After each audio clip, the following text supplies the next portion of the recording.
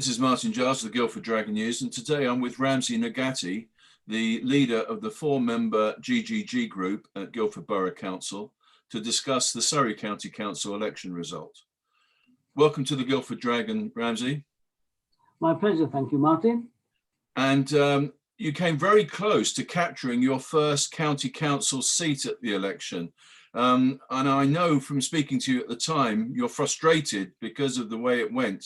But can you give us a bit about your feelings now? You've had a bit more time to reflect.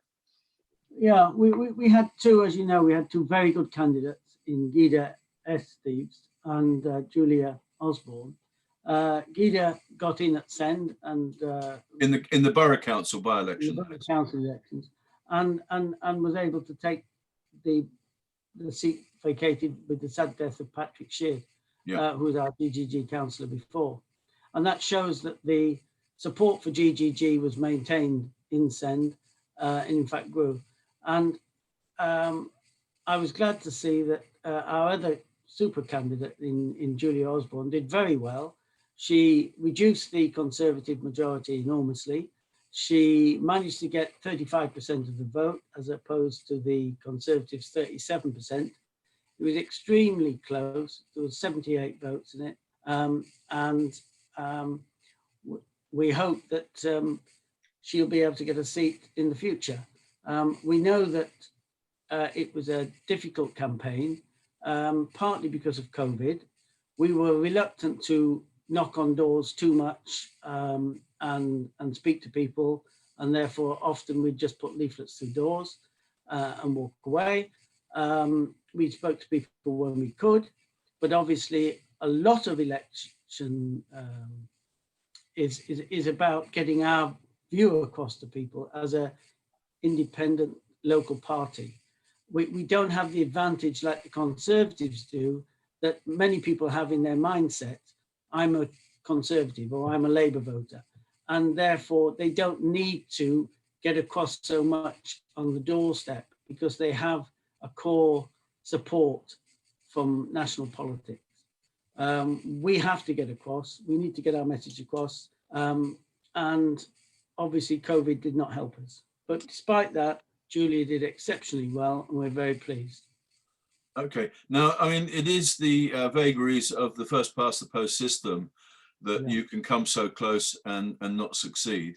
But of course, the fact of the matter is that the split vote must be frustrating because that is what allowed the Conservative, with, as you say, only 37% to get in. But I mean, the Green Party did have a right to stand there, didn't they? The Green Party had every right to stand in Sheer. They did approach us talking about collaboration, and we explained that as GGG, we were just going to stand two candidates, one for the local by-election and one in Sheer. We had a discussion about Sheer because they felt that having managed to get Di Jones in at GBC, standing for Tillingbourne, they would have some opportunity to get some votes. We pointed out that, first of all, that we were sad that when Di joined GBC, she chose to align herself under the banner of R4GV rather than under the banner of GGG, which was a pity, as on the green issues, we're very closely aligned. Mm-hmm. On some of the other national issues that they campaign on, there are obviously differences between us. But we pointed out also that Tillingbourne was Susan Parker, the original leader of GGG's home territory. And many supporters had told us they'd voted for Susan's party. And we were surprised.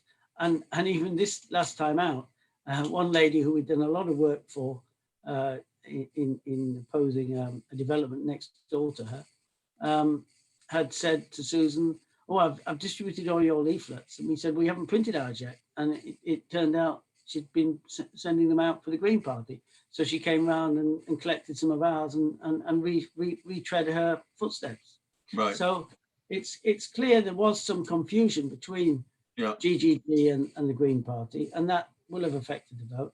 But also, as I said to Mark at the time, the Guildford Green Party leader, that if they stood in that ward, they would split the vote. Mark Parry, I think you mean, do you? Yeah, they do. Yeah, and that to me was disappointing because we foresaw that and we explained that to Mark, and they went ahead and they put up a candidate. Okay. What was strange for us was that Mark, in that conversation, categorically confirmed he would not stand also in a candidate in Send, but they also put a candidate up in Send, and the same candidate who stood in Sheer. I did hear from one lady on the doorstep, well, actually, as she came out of the polling station, that Sam had been knocking on her door the day before saying he had to stand for the two because if he gave up his job, he would need the income from both. But that would presuppose he won both, which I don't know. Okay. It's a strange policy. Yeah, but okay. You know, but the I mean, the thing is that the Green Party does have distinctly different policies in many areas to yours. Yes, they do. The Green Party have a lot of issues around various personal. The best way of saying this. I mean, they're quite like left-wing quite in a lot of areas, aren't they? Yeah, they're quite left-wing in a lot of things, and they're looking at bringing in charges for parking your car at work, and a lot of issues to do with gender recognition and what have you, which don't really fall into our remit. We're more concerned with policies that relate to the residents of Guildford and the surrounding villages and how it affects their day-to-day lives. We have a lot of social policies that are involved in that, and I sit on the EAB for service delivery and vice chair advisory board. Yep, and I'm the vice chair of that, and I also sit on 3 different housing committees where we're trying to increase the amount of social housing that GBC can provide. And these are issues that we strongly believe in. We believe in the right homes, in the right places for the right people. And we fully understand when residents tell us that their children can't afford a house in Guildford because of the high prices. But what we don't believe in is that by simply granting lots of planning applications for 4 or 5 bedroom homes in the hope that you're going to get 20, 30 or 40% so-called affordable at 80% value homes, that it's not really going to help the situation. No. And we want some positive action, and we want the government to change the rules that make it more easy for councils to spend money on social housing. Okay, but you are unashamedly a local independent party. And so, so if you had have got in at Surrey County Council, would you have teamed up with the other independents to exert more influence? How would you have played that? We would have looked to work with our friends at R4GV, who had candidates standing as well at SCC. And we would have looked to work wherever we could with many of the other independents parties that run some of the other boroughs in Surrey. And they do very well. We had very good talks from some of the leaders from the independent boroughs explaining how they operate, and there was clearly synergy there for us to work with them. Okay, so what's the future now for GGG, Ramsey? Where can you exert influence at the Borough Council, for instance? Well, at the Borough Council, we managed to punch above our weight. We're a small party, but we're serious in what we do. We apply ourselves very well. We recently worked very hard for a number of years. David Reeve was one of our councillors before, and he started looking into the ONS, the Office for National Statistics figures for housing need, which was based on population expectations and economic development expectations that clearly were overestimates for Guildford. And they have set a high target for housing in the local plan. It was clear that the previous Conservative administration wanted the highest possible figure because that gave them the opportunity to argue for release of Greenbelt land. And that high figure was accepted with no application of constraints whatsoever. And it has always been a matter that's irked us at GGG. So you're in favour of a review, I believe, aren't you, of the plan? We are very strongly in favour of review as soon as possible of the local plan. But what do you think of the R4 fear that the review might, I think also Lib Dems might share this fear that if the review is conducted, it might actually result in a higher housing number? It could well result in a higher number than the base figure that's in the local plan. But the base figure in the local plan, correct me if I'm wrong, is something like 10,570 or something. Right, with a cushion. And there's a cushion of 4,000. Yeah, okay. Imposed on top. If you do the latest figures, I think it comes out at something like 11,700. I wouldn't expect such a big cushion to be applied. I'd expect a standard cushion of maybe 5 to 20%, depending on how things worked out. And therefore, we would possibly end up with a lower figure. And if you bear in mind, if you take into account the land availability assessment figures, the Debenhams housing expected there, and that's before you take into account the 3,000 to 5,000 extra houses that possibly the town centre master plan will bring in. If you just take into account the land availability assessment and Debenhams and maybe 1,000 extra on brownfield sites, you're already at 16,600. We've done the figures. I've sat down with a number of people and gone through the figures very in detail.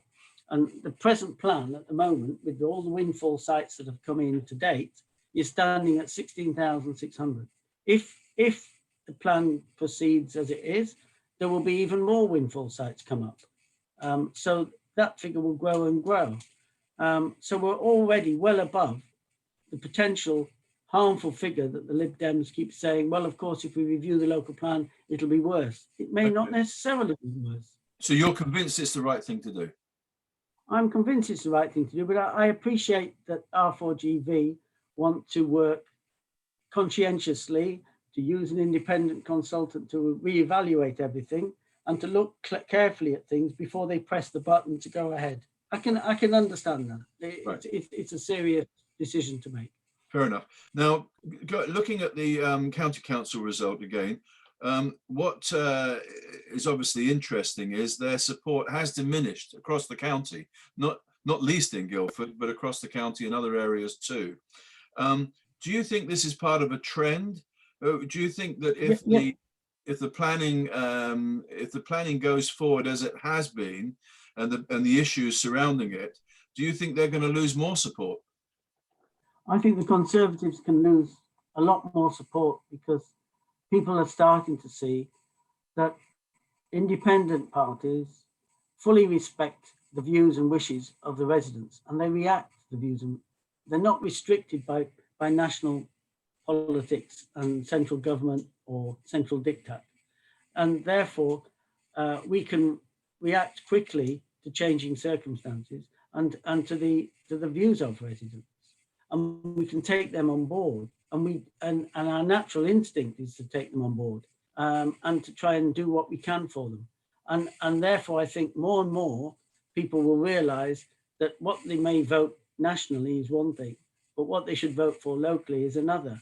And one of our key phrases when we first started GGG was Guildford needs a new broom, and kick national politics out of local government. And is there an appetite for that? Are you finding on the doorstep?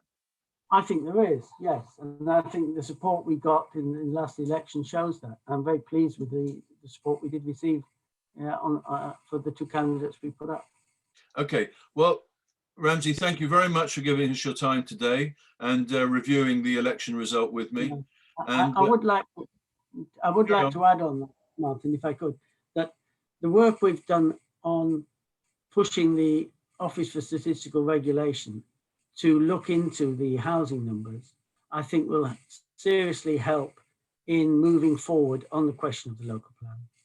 It's not the only thing. There's the A3 widening not coming up, and it's clear that that is infrastructure that's not going to be available within the time scale of the local plan.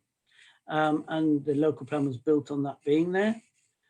So there are a number of issues, all of which will push and help in reassessing the matter to see whether or not we should move forward on the local plan.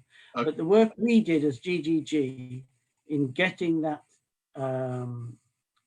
report done by the Office of Statistical Regulation, who looked into the ONS's calculations and came out with the fact that we were right, that university towns were adversely affected because they were not taking into account the movement of students internally within the UK, but especially overseas students who they weren't acknowledging were moving back home to their countries.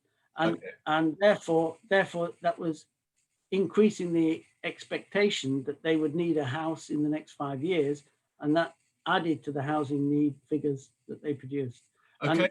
And with the help of Joss Bigmore, that we managed to get GBC to write in as well, and we were working on a regular basis with OSR, and they took into account Guildford's requirements, and they specifically refer to Guildford in their report.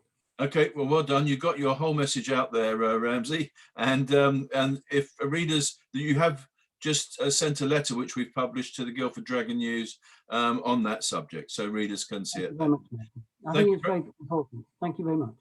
Thank you, Ramsey. Bye-bye. Bye-bye.